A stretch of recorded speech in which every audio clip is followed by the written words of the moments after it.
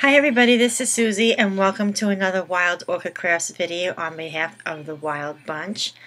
I'm actually recording off of my webcam on my new computer, so forgive me if I'm kind of like kind of stop and go a little bit. I'm trying to get used to how to do this. What I have for you here is something very special. I made this for my husband and I really am excited to share it with you, so here we go. Okay. And what I have here is a keepsake card. I just want to make sure that you can see that, so there we go. And the funny thing is what I used to make this.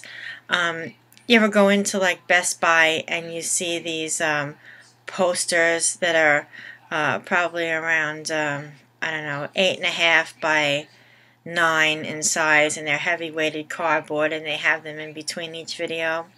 Well, one of the Blockbuster videos closed where I live sometime before the summer, and they were throwing out hundreds and hundreds of them right in front of the place. My husband was coming out of the bakery next door, and he saw them, and he knows me with the heavy weighted chipboard and all, so he grabbed a handful and he kept walking. So when I was rummaging through a few things in my craft room the other day, I found them, and I was like, what can I do with this? I was going to make a book, and this, oh, I know what I can do. I'm gonna make a keepsake book for my husband for Valentine's Day. So that's exactly what I've done here. I took that heavy weighted chipboard and I just folded it right in half. Okay. And what I've done was I put a piece of Bazille paper on the inside. I folded it once I was done. And I put on the top, I've been using some of the paper from the Prima Tea Thyme line. Very, very beautiful papers. Very, very feminine, shabby chic roses. Lots of love. You know, this one has the saying on it, when you get married. It's a very beautiful romantic paper, and I chose the darker one with hearts and this very pale pink and so on, and the roses. And then I have also put that paper on the back so you can see how lovely that is. It's just really, really pretty. Something that my husband would definitely know that I would make for him. And I've also made this look like a book by binding it. When I folded it in half, the chipboard was so thick that it actually left that piece there like that. So I just bound it with a piece of paper left from the cardstock, and I used some of the Tim Holtz ink to etch it up to make it look a little worn, a little old. I just love the way cards that I used to always make a lot and things of this nature, but using the ink. And I think I used the walnut stain on that. I've also used a Tim Holtz piece right here. This is a keyhole, and you put that in with the two brads, but I had done that first before I put the paper down, as well as adding some of the seam binding here. And it's really, really just a very pretty pewter colored keyhole charm. It's a heavy weighted plated, but it went well with the cardboard here. And on the front of this I had layered 3 pieces, and I hope you can see that over here.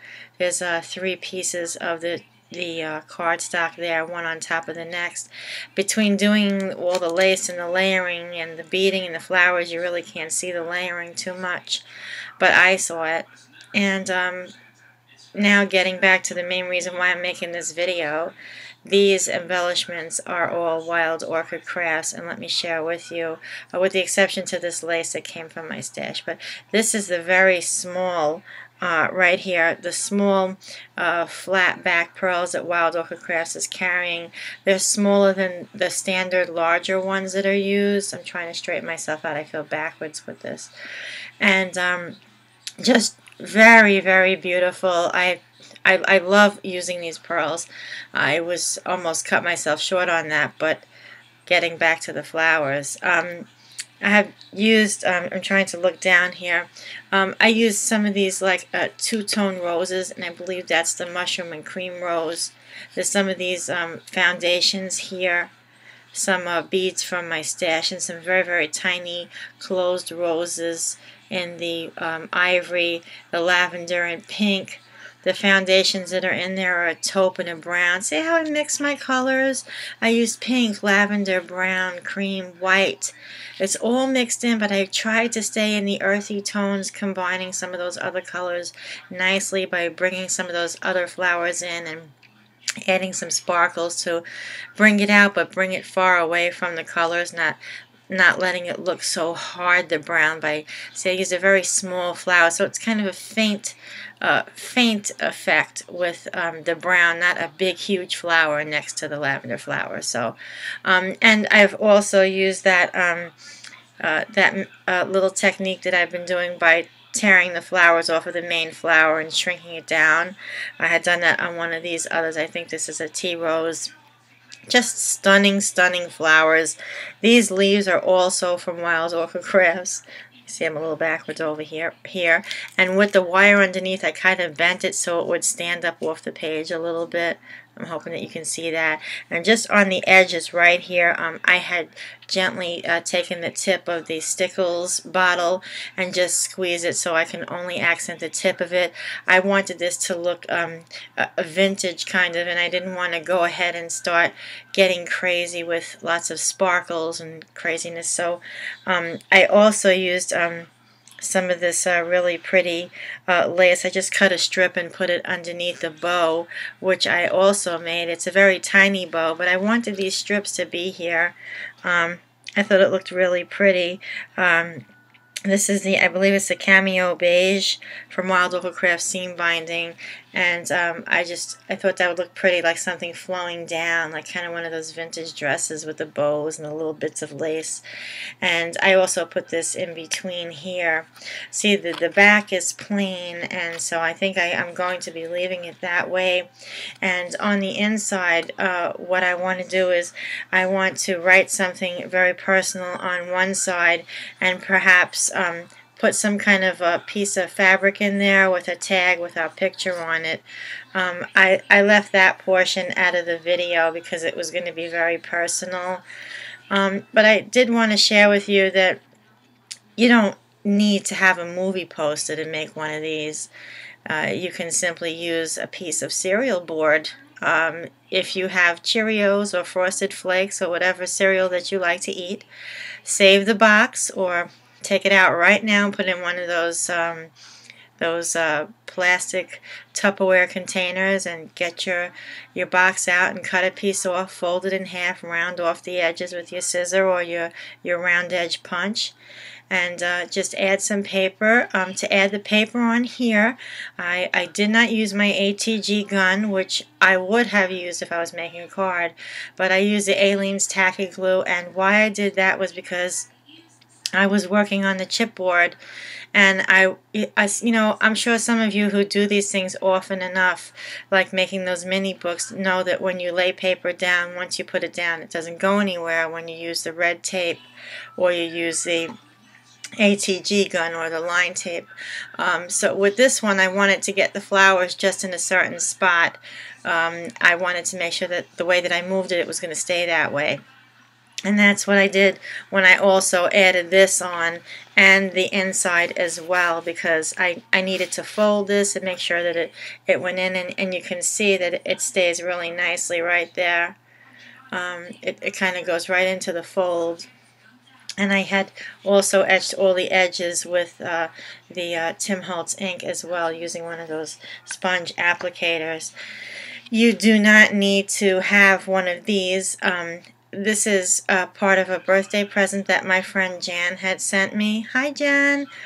And I thought I would go ahead and use this to make this book look a little bit more authentic, as it was an actual something that had to be locked up with a safe.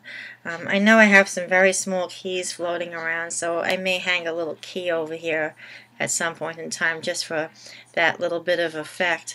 But you can certainly get the keyhole Tim Holtz Sizzix die, and you can cut out some cereal board or hard cardstock of some kind and just decorate it on your own. Maybe use some embossing powder to make it look that color or to shine like that. So there's so many different ways that you can do this.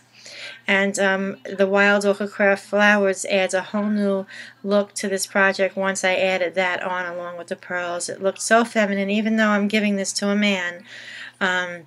My husband knows that this is coming from me. I'm not going to make him a manly looking keepsake card, and that's what this is. And if any of you do make something like this, and I have inspired you, I would love to see what you came up with. Tag me or, you know, post it on Facebook and tag me. I'd love to see what you came up with. That's basically it. It was a lot of fun to make. It didn't take 15 minutes to do this. It actually took me a little time because I'm kind of picky when I make things, and that's why sometimes I can't do the tutorial. I actually need to know, now that I have the iMovie, I have to learn how to trim down my videos, and then I'll be able to go ahead and do a lot more than I've been doing, because I had just purchased a MacBook Pro and it's fully loaded, and I can't wait to learn some other things on it and get started with some fun videos to share with you. So I hope that you like what I had made for my husband for Valentine's Day, and I hope that you make one for yourself or to give to your mom, your dad, a friend, a sister, or even your husband, boyfriend, whatever. It's a lot of fun, and they look so nice. It's nice and sturdy, so it's really not going anywhere. And then you can just tie it up when you're done and make a little bow there, and maybe put it in like a plastic or a small gift bag with some paper or something to make it look nice. So anyway, I have more videos that are coming up. I'm trying to catch up on a few things that I had has fallen behind. So I hope you guys are having a wonderful evening, and thank you so much for tuning in, and I do appreciate all of your comments. Thanks so much for watching, everyone. Have a great day. Bye.